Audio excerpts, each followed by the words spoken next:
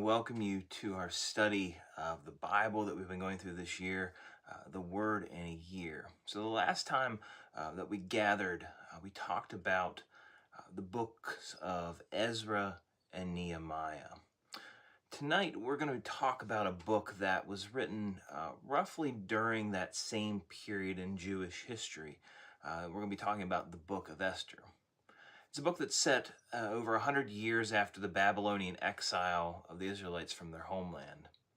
And you may remember that from our previous sessions that the Jewish people, they were conquered by Nebuchadnezzar and the Babylonians due to their disobedience to Yahweh. And then as a result, they left their home in the Promised Land and they were taken to Babylon.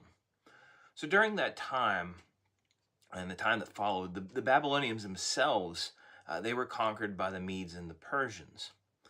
And it's during that time that this book is set. The book of Esther, it's about the Jewish community living in the capital city of the ancient Persian Empire named Susa. And there are really four main characters that are found in this book. There's Esther, the Jewish woman who becomes the queen of Persia. There's her uncle named Mordecai. There's the king of Persia, who's named Artaxerxes. And then finally, there's the cunning villain and Persian official named Haman. One of the oddities about this book is that God is never directly mentioned throughout its entirety. And it's kind of somewhat strange, and it may seem odd, but it's an incredible technique used by this anonymous author who wrote this book. And the anonymity of God, it's an invitation to see God's activity everywhere, even when they aren't explicit. This is a reminder to us reading it today that even when we can't see God at work in our life, He's always working. The book of Esther, it's easily broken up into four different parts based on the storyline. The first is Esther becoming queen.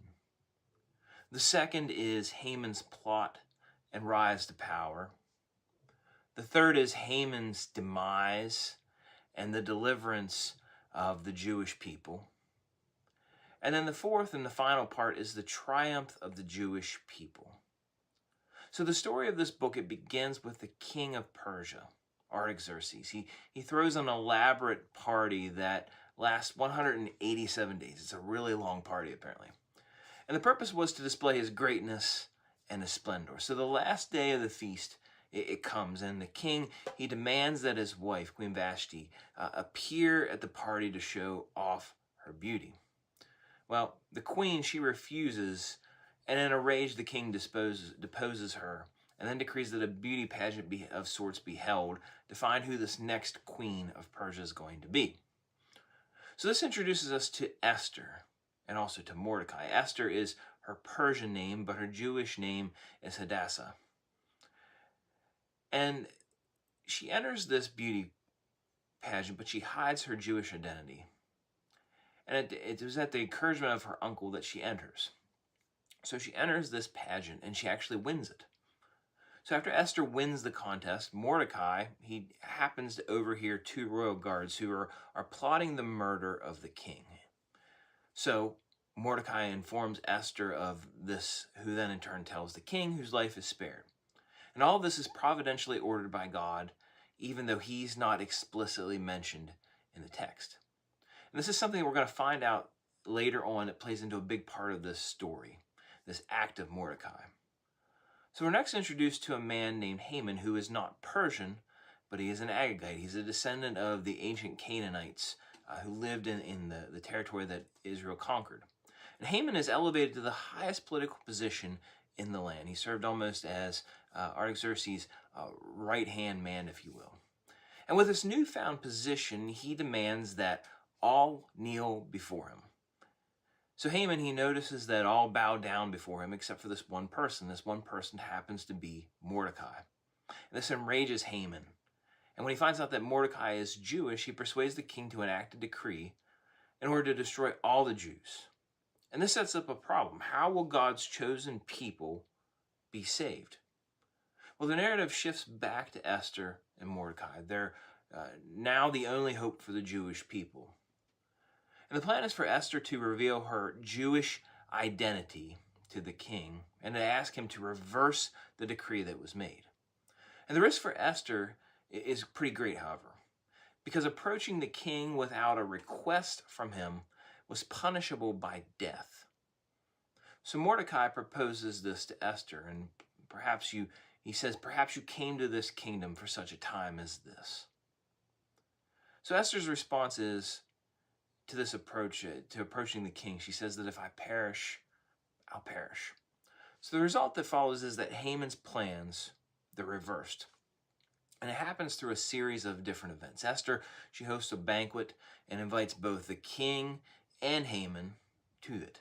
She then proceeds to invite them to this exclusive party the following day. So Haman leaves the banquet. He's drunk, he's happy, and he's so happy with himself, but he then sees Mordecai, and Mordecai again refuses to bow to him in his presence. So orders these tall gallows be constructed so that Mordecai can be hung the next day in public. So everything seems to be still against the Jewish people, right? But in chapter 6, the king can't sleep. So he orders that the royal chronicles be read to him. And it just happens to be read to him that Mordecai saved the king's life, and that the king totally forgot about it. So Haman, he goes to the king to request that Mordecai be killed the following day. But instead, the king orders that Mordecai be publicly honored by Haman. So what was meant to be an execution turns into a celebration of Mordecai. And this reversal is somewhat of a turning point in the entire story. And what follows is Haman's demise and the deliverance of the Jewish people as a whole.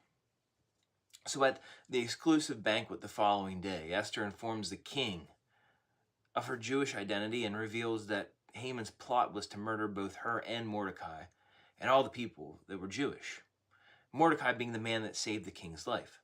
So in a rage, the king orders that Haman be hung in the same place that he had built for Mordecai.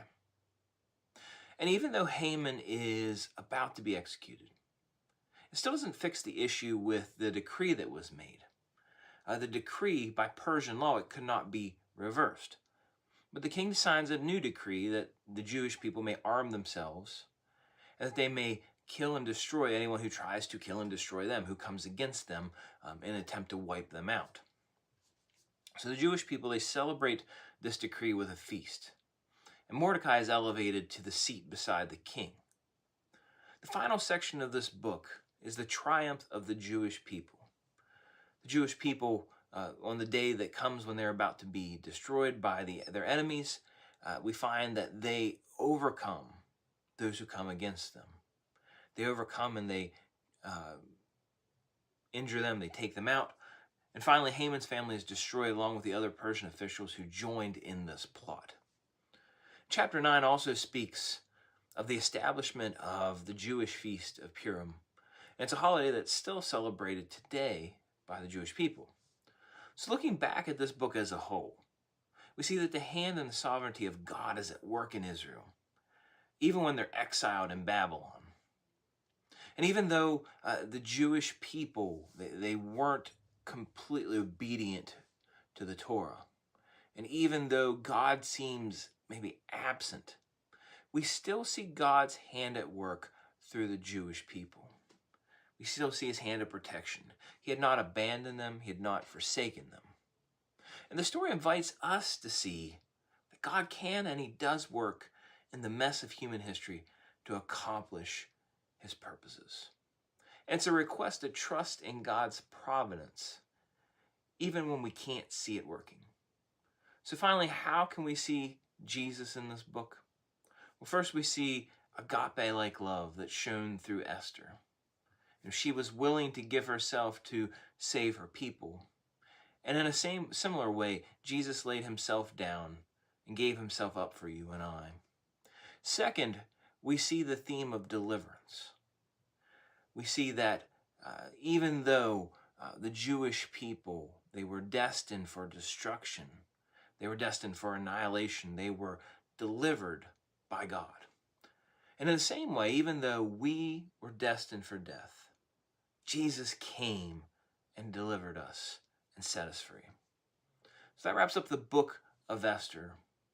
Next week, we jump out of maybe the chronological history of Israel to the oldest by date book that was written in the Bible, and that is the book of Job. Hope you have a great week, and we'll see you next week.